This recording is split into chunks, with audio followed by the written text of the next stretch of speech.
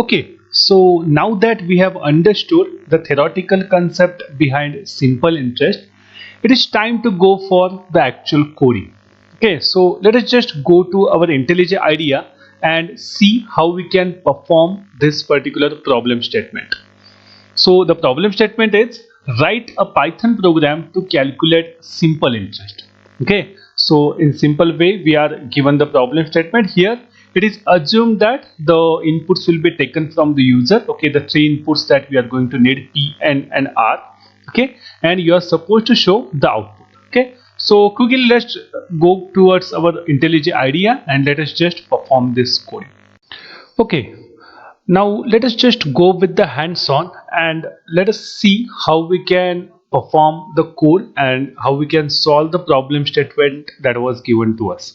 Okay, so for going for our problem statement, let us just create another file, Python file, and in that file only we are going to write our new code. Okay, so new and our Python file. Okay, so for this file, I'm going to name it as simple interest. You can name it anything you want. Okay, just make sure there are no spaces in between. I have put one underscore there. Okay, so similarly, don't put any spaces in between, and we will have our Python file. Let it load. Okay, so we are going to write our code directly now. So like what we did in the earlier code, let us just write this code properly as well. Okay, so first of all, I want to show what the program is of. Okay, so let us just zoom it in so that it will be visible to you. Okay, so first of all, I am going to tell what the program is of. Okay, so the program that we are going to write right now is of the simple interest. Okay, so this will be there at the as the first line of our code. Okay, now we will go for our actual code. So right in the start itself, let us just decide in the mind which data types will be there for our variables. Okay, so we wanted three inputs from the user. First is our principal value or principal amount. Okay, let us just have it in integer. Okay, second is the number of years for which the amount is to be taken. So let us also that put it in integer data type, and rate of interest R. So R will be generally in terms of float. So let us take it as float. Okay, so the answer of the calculation, okay, the answer of simple interest, it may be integer, it may be float. So on the safer side, what we will do is we are going to take that simple interest value as a float.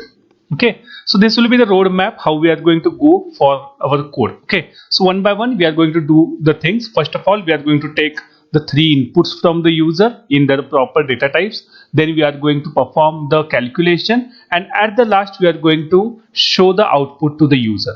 Okay, so first variable that I want will be P. Okay, so you can take it in the lowercase or uppercase as you want. I have taken it in lowercase. Okay, so because I want this integer data, I want this P in integer form. That is why I am going to use the function that we have already seen, int function. Okay, and inside that I am going to use the input function to take it from the user.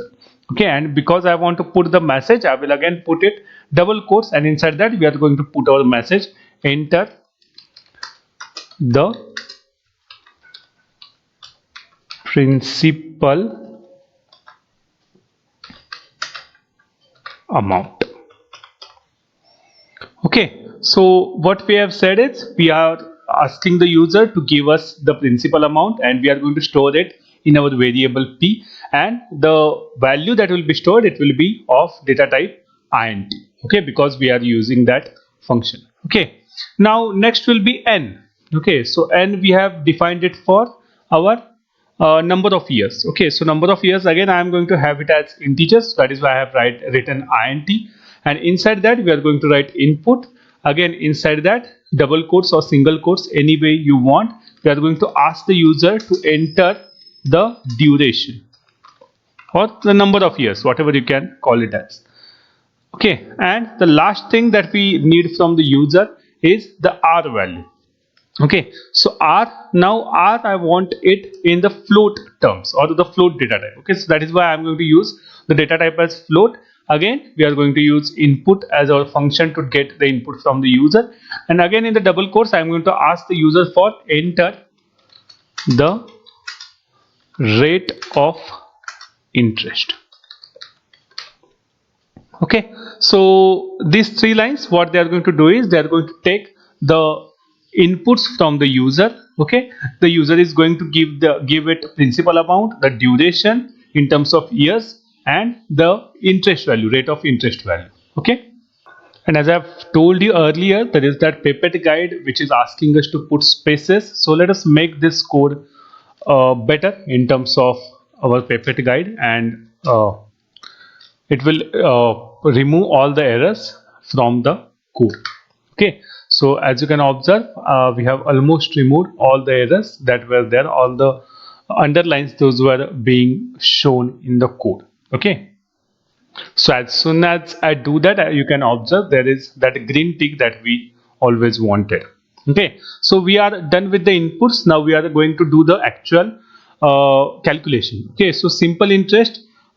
Suppose if I call that variable as SI.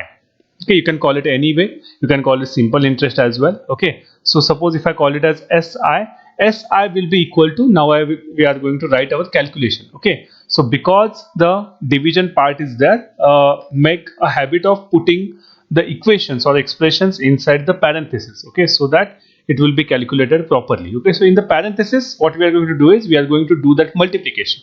So for the multiplication, as you know, we use asterisk sign.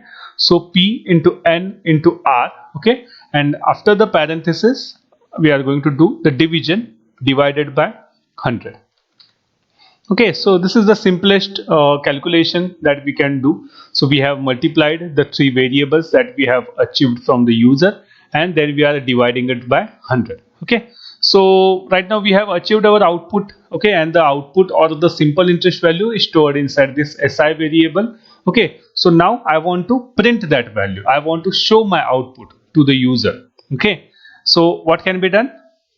So what we want is we want to show the output like the simple interest for the principal amount whichever was entered, for the duration whichever the value was entered, and of for the rate of interest each.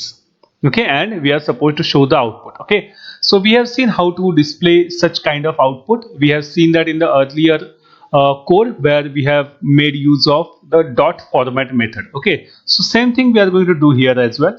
Okay, so that it will be properly visible, it will be proper in terms of the user, so that he will understand for which values he is getting that particular simple interest. Okay, so what can be done is for your dot format method, we have told how we can write that, how we can use that dot format method. Okay, so the sentence that I am looking for is the simple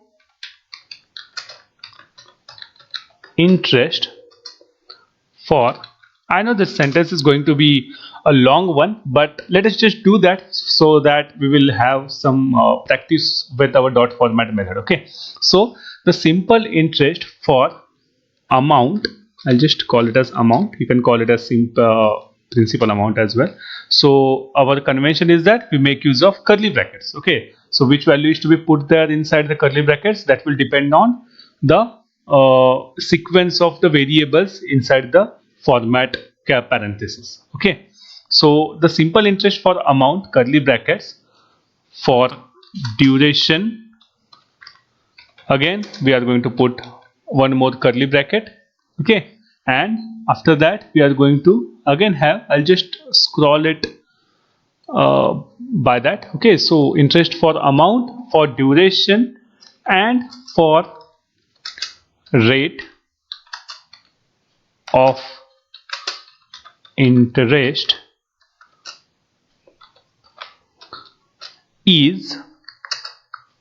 Okay, so after this we are going to, so we are supposed to put the curly bracket. Okay, and this last curly bracket will be indicating as we know, this will be indicating the simple interest. Okay, so what can be done is, after this we are generally putting that dot format. Okay, so as you know, we put dot format, and inside that we will put the variables. Okay, I'll just scroll it.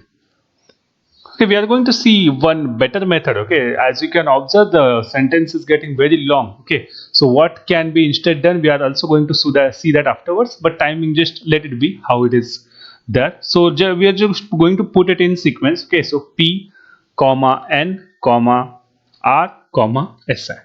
Okay, so this much will be there. We have completed the parenthesis over there. Okay, so the sentence is properly written. Okay, just that the thing is, it is going a bit longer. Okay, so what can be done, I'll tell you afterwards. We are going to see that, but timing, let just it be however we have written it. Okay, so I think we are done with the part. Okay, again it is asking us to put some space over here. Okay, so let us just put the space. Okay, so as soon as we do that, again we will find our green tick. Okay, so that will be in the proper way. Again, it is also asking us to put spaces over here. Okay, so after the comma, it is also expected to put spaces. So I have also done that. So we have received, or we have got our desired code. Okay, let us just check whether it works or not for the values that we had earlier put. Okay, so let us just run this code and check whether we are getting our output or not. Okay, so I'll just zoom it in so that it will be visible properly. So it is asking us to enter the principal amount. So I'll just put the values that we had defined in the theoretical video. Okay, so the principal amount, suppose, is 1000. Okay, now it is asking us to put the duration. Okay, so suppose, as we had taken earlier, the duration is of 3 years. Okay, so I'll just put it 3 over there, and the last part is the rate of interest. Okay, so the rate of interest is 5. Okay, so you're just supposed to put the value there. There is no need to put percentage sign. Okay, so otherwise it will generate error. So just put 5 over there. Okay, so let us just see whether we are getting our output or not. So it is saying that, just observe here, the simple interest for amount 1000 for duration 3 and for the rate of interest 5 is 150 value. Okay, so we can again do some modification. Duration 3 I have written here. So what we can do instead is, I'll just minimize it. We'll just modify it to to make it better. For duration, these many years. Okay, so we are using it in years, and because the rate of interest, or the simple interest that we have calculated, it is in rupees, so it will be, we can call it as rupees. Okay, so it will show it in proper way. Okay, so let us just again run this code and let us just check whether we get the desired output. Okay, so I'll just zoom it in. Okay, so again let us just put value as 1000. Again the duration now is 3 years again, and the rate of interest is again suppose 5. Okay, so now it is showing the simple interest for amount 1000 for duration 3 years, and for rate of interest 5 is 150 rupees. Okay, so I think we are getting what we were asked to do. Okay, so this is the code that we were supposed to write. Again, you can play around with this code. You can change the data types and all. You can check whether you are getting the proper values or not. Okay, so as you observed in the output, we were getting R as float value, and because this is your float division. Okay, as you can observe, this is this division sign. Okay, single forward slash is there, so it will always give you float value answer. Okay, so that you observe that the answer was also in floats. Okay, so regarding this dot format method, again we have not used numbers here. Okay, so you can also use that. So if I use 0 here, so in the sequence I'll have to use 1. Okay, so again for this it will be 2, and for this last one it will be 3. Okay, so this will, if I do this, it will again produce the same output because the sequence is properly written. This will indicate the 0th value, this will indicate the first value, this will indicate the second value, and SI variable will indicate the last value. Okay, so I think you have understood what the how to do that simple interest code and the various concepts that we are using in this code, how to take the inputs, how to do the calculation, and how to use the dot format method to show our output. Okay, so okay, then I'll see you in the next video.